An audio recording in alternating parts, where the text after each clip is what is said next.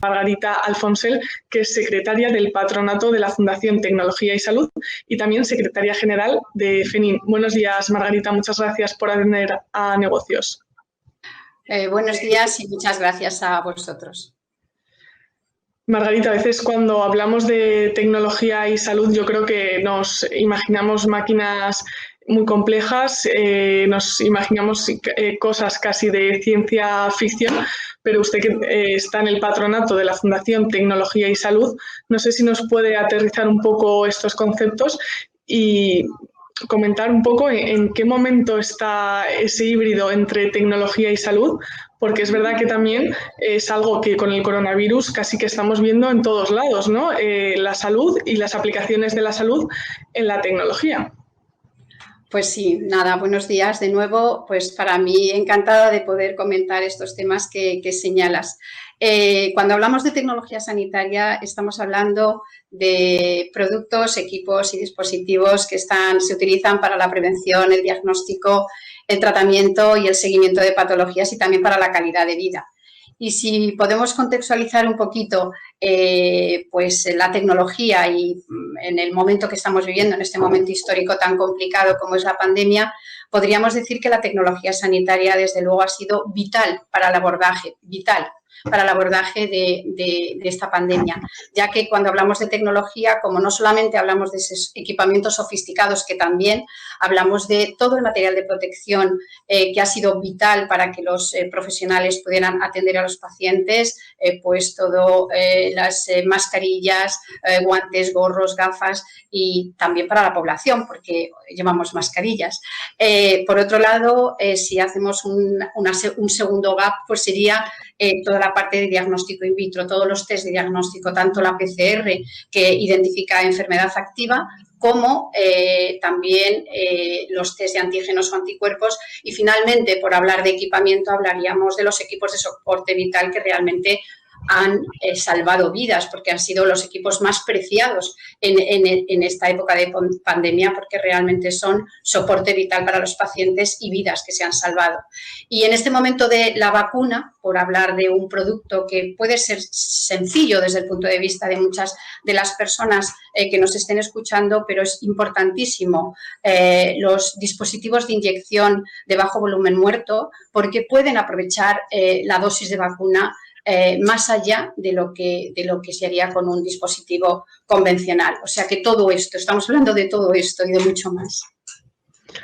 Es cierto que a veces parece que damos por hecho la tecnología en el ámbito sanitario porque estamos acostumbrados a tener esos medios, a que nos atiendan con tecnología y a verla a nuestro alrededor, pues cada vez que tenemos una consulta, ¿no? Nos ha comentado pues todo ese espectro de tecnología, desde las cosas quizás menos sorprendentes a nivel tecnológico y las más.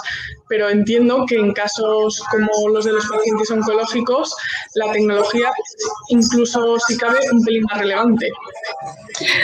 Pues absolutamente cierto, porque la tecnología acompaña al paciente oncológico tanto desde el momento en el que es diagnosticado como cuando es tratado, cuando tiene que seguir su patología. E iríamos también a la fase que antes decíamos, lo que es muy importante es tratar el tema de la prevención, porque todos los pacientes sanos o con alguna patología tenemos que acudir a nuestro médico para que nos identifique en cada momento qué necesidades tenemos de pruebas diagnósticas pues para ver nuestro estado de salud.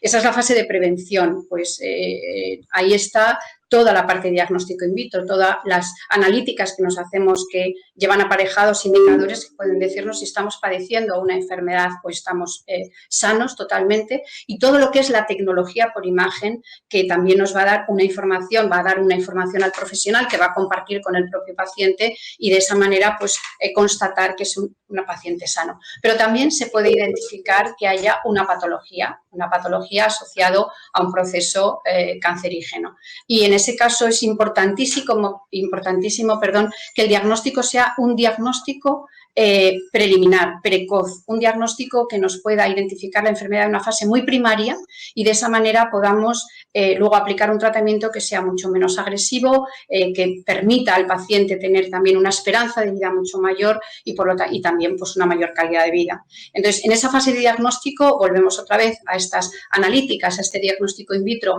que incluso pues, tienen muchas veces indicadores tumorales dependiendo de las necesidades que identifique el profesional cuando nos pide esas analíticas, y luego pues todo lo que es el diagnóstico por imagen, resonancia magnética nuclear, mamografía, ecografía, tomografía que sea computerizada, ya es así, ahora sí que estamos hablando de tecnologías muy sofisticadas. Eso sería la parte de diagnóstico e insisto en la importancia del diagnóstico precoz y acudir a esas campañas de prevención del cáncer de colon o de prevención del cáncer de mama. Es muy importante que en función de nuestra edad y de nuestras características sigamos con las pautas que nos indica el médico que sigue nuestra salud y nuestra enfermedad. Y cuando llegamos ya a la fase de, bueno, pues una vez diagnosticado el tratamiento, tenemos, el doctor que me ha precedido hablaba de la radioterapia. Realmente hay tratamiento radioterápico, que por supuesto es tecnología sanitaria, y en el caso de que sea necesario llegar a una cirugía, hablamos de la cirugía convencional, también de la cirugía laparoscópica y también de la cirugía robótica, sobre todo en el caso de cáncer urológico. Por lo tanto, vemos que tanto en la prevención como en el diagnóstico ya de un paciente con un proceso cancerígeno, como en el tratamiento, como en el seguimiento de la enfermedad, porque se va a volver a utilizar toda esa batería de tecnología sanitaria para su seguimiento, pues por lo tanto la tecnología sanitaria acompaña al paciente oncológico desde que se identifica su patología y en el seguimiento de su enfermedad hasta la curación total, que es, repito, si se identifica en estadios muy primarios, desde luego va a llegar a la curación.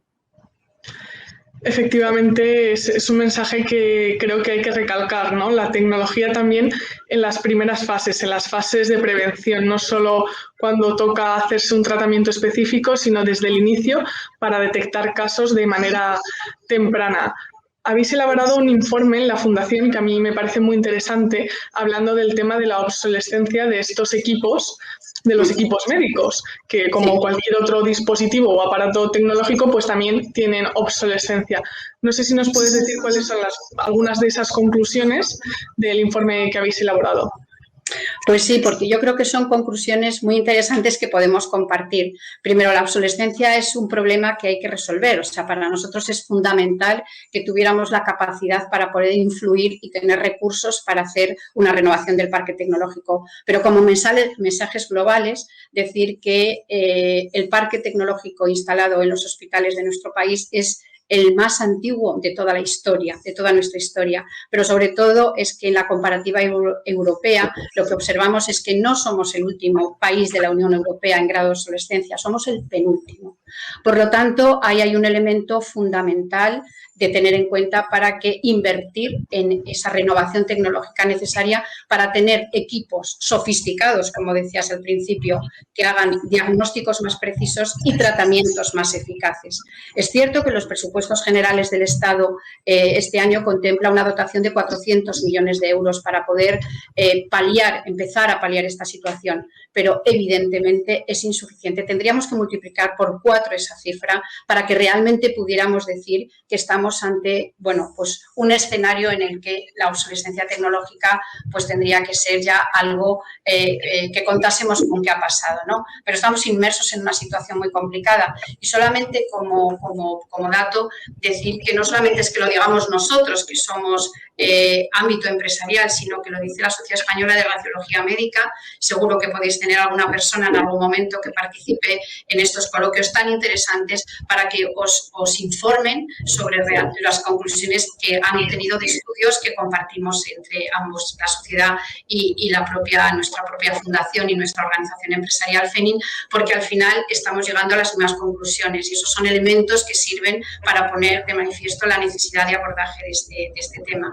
Y por hablar, como estábamos hablando de equipos sofisticados, decir, por ejemplo, que los TAC son uno de los equipamientos más obsoletos en nuestro país, porque el 70% de los TAC están por encima de su vida útil. La vida útil la determina el Comité Radiológico Internacional, que tiene unas reglas que llama reglas de oro, que lo que hace es poner pues, las premisas para poder hacer el cálculo de cuál es la vida media de los equipos. Además, hay que tener en cuenta que todo este equipamiento tan sofisticado que estamos hablando necesita un mantenimiento preventivo y correctivo. Ese mantenimiento lo que permite es, primero, cuando hay un problema, pues resolverlo, pero sin que haya un problema, de forma preventiva también tiene que estar pues calibrando el equipo y haciendo todas las pruebas necesarias para que el equipo esté absolutamente en funcionamiento con todas las garantías de lo que queremos, diagnósticos precisos, tratamientos eficaces.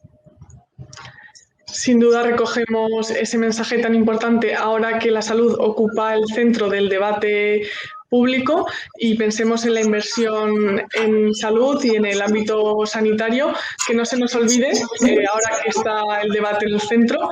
Muchísimas gracias, Margarita Alfonsel, secretaria del Patronato de la Fundación Tecnología y Salud y secretaria general de FENIC. Muchas gracias por haber estado con nosotros.